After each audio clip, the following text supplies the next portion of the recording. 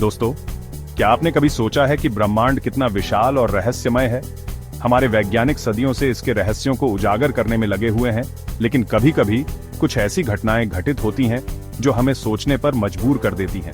विज्ञान के इतिहास में ऐसे कई अजीब संयोग हुए हैं जो आपके होश उड़ा देंगे। कल्पना कीजिए, दो वैज्ञानिक दुनिया के दो अलग-अलग कोनों में एक ही खोज एक ही समय पर कर रहे हैं। आज हम आपको ऐसे ही कुछ अद्भुत संयोगों के बारे में बताएंगे जो विज्ञान की दुनिया में घटी है। क्या ये वाकई महज संयोग हैं या फिर इनके पीछे कोई और ही ताकत काम कर रही है? चलिए इस ब्रह्मांडीय रहस्य को सुलझाने की कोशिश करते हैं और देखते हैं कि विज्ञान के इतिहास में कौन-कौन से अजीबोगरीब संयोग हुए हैं। 19वीं सदी में जीव विज्ञान के क्षेत्र में एक क्रांति हुई जब चार्ल्स डार्विन ने प्राकृतिक चयन द्वारा विकास के अपने सिद्धांत को सामने रखा। लेकिन क्या आप जानते हैं कि डार्विन अकेले नहीं थे जिन्होंने इस क्रांतिकारी विचार को समझा था? दूसरी तरफ दुनिया के एकदम अलग हिस्से में एक और प्रकृतिवादी अल्फ्रेड रसेल वॉलेस भी उसी निष्कर्ष पर पहुंच चुके थे। वर्षों तक दक्षिण अमेरिका और एशिया के वर्षावनों का अध्ययन करने के बाद वॉलेस ने भी स्वतंत्र रूप से प्राकृतिक चयन द्वारा विकास के सिद्धांत को प्रतिपादित किया। वर्ष 1858 में वॉलेस ने डार्विन को एक चिट्ठी लिखी जिसमें उन्होंने अपने सिद्धांत को विस्तार से बताया। डार्विन हैरान रह गए। इस घटना ने डार्विन को अपने काम को प्रकाशित करने के लिए प्रेरित किया और उसी वर्ष डार्विन और वॉलेस के काम को एक साथ प्रस्तुत किया गया। यह विज्ञान के इतिहास का एक ऐतिहासिक पल था जिसने जीवन के प्रति हमारी समझ को हमेशा के लिए बदल दिया। गणित और भौतिकी की दुनिया में कुछ नाम इतने प्रभावशाली हैं जितने कि सर आइजैक न्यूटन का। गुरुत्वाकर्षण के नियम को प्रतिपादित करने वाले न्यूटन ने हमें ब्रह्मांड को समझने की एक नई दृष्टि दी। लेकिन क्या आप जानते हैं कि न्यूटन की सबसे महत्वपूर्ण खोजों में से एक, कैलकुलस, एक ऐसे विवाद में फंस गई जो दशकों तक चलता रहा? दूसरी तरफ जर्मनी में गॉटफ्राइड विल्हेम लाइबनिज नामक एक प्रतिभाशाली गणितज्ञ भी कैलकुलस पर काम कर रहे थे। लाइबनिज ने अपने काम को न्यूटन से स्वतंत्र रूप से विकसित किया था, लेकिन उनके द्वारा विकसित चिह्न और विधियां न्यूटन से काफी अलग थीं। जब दोनों महान दिमागों के काम को दुनिया के सामने लाया गया तो एक तीव्र बहस छिड़ गई। दशकों तक दोनों समूहों ने एक दूसरे के काम को नकारा और अपने अपने नायक का पक्ष लिया। आज यह माना जाता है कि न्यूटन और लाइबनिज दोनों ने कैलकुलस को स्वतंत्र रूप से विकसित किया था। इस विवाद ने हमें यह याद दिलाया कि महान दिमाग अक्सर एक ही तरह सोचते हैं और यह कि विज्ञान में राष्ट्रीय और व्यक्तिगत अहंकार को कोई स्थान नहीं होना चाहिए। द्वितीय विश्व युद्ध का समय। दुनिया एक भयानक युद्ध में घिरी हुई थी और वैज्ञानिक एक ऐसे हथियार को बनाने में जुटे थे जो युद्ध का रूप ही बदल देगा। इस गुप्त मिशन का नाम था मैनहट्टन प्रोजेक्ट और इसका नेतृत्व कर रहे थे एक ब्रिलियंट भौतिक विज्ञानी जे रॉबर्ट ओपेनहाइमर।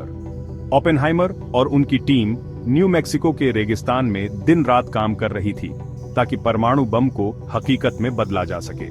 लेकिन इस प्रोजेक्ट के साथ एक अजीब घटना जुड़ी हुई थी जिसने सभी को हैरान कर दिया।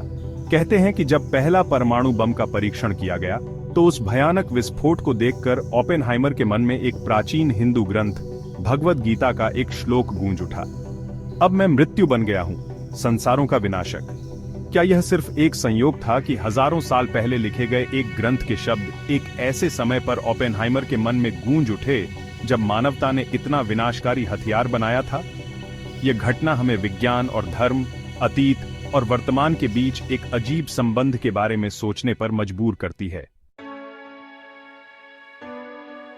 कभी-कभी विज्ञान में सबसे बड़ी खोजें तब होती हैं जब हम उनकी उम्मीद ही नहीं कर रहे होते।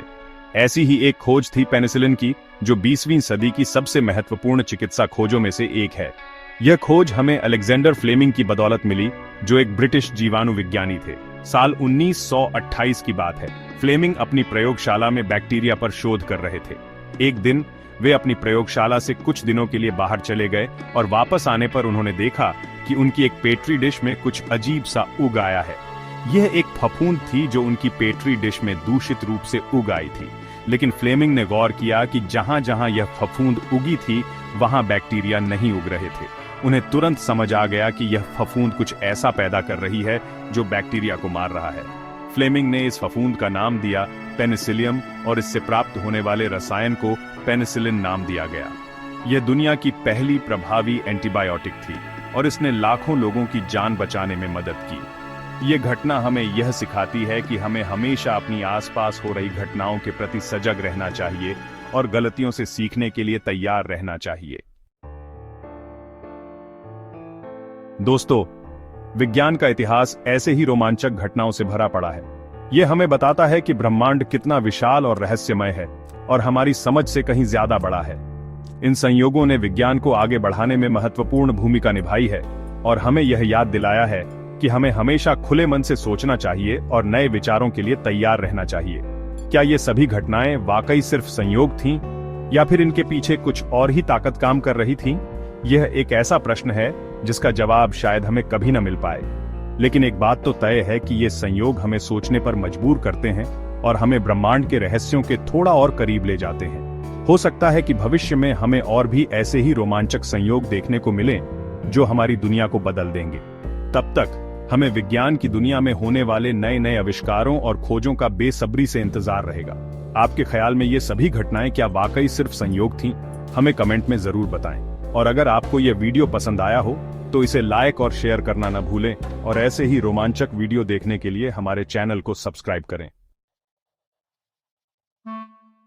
तो दोस्तों, ये थे विज्ञान की दुनिया के कुछ अद्भुत संयोग। उम्मीद है आपको ये कहानियां सुनकर मजा आया होगा। विज्ञान एक सतत खोज है और हर नई खोज हमें ब्रह्मांड के और भी रहस्यों के करीब ले जाती है। अगर आपको ये वीडियो पसंद आया तो इसे लाइक कीजिए, अपने दोस्तों के साथ शेयर कीजिए और चैनल को सब्सक्राइब करना न भूलें।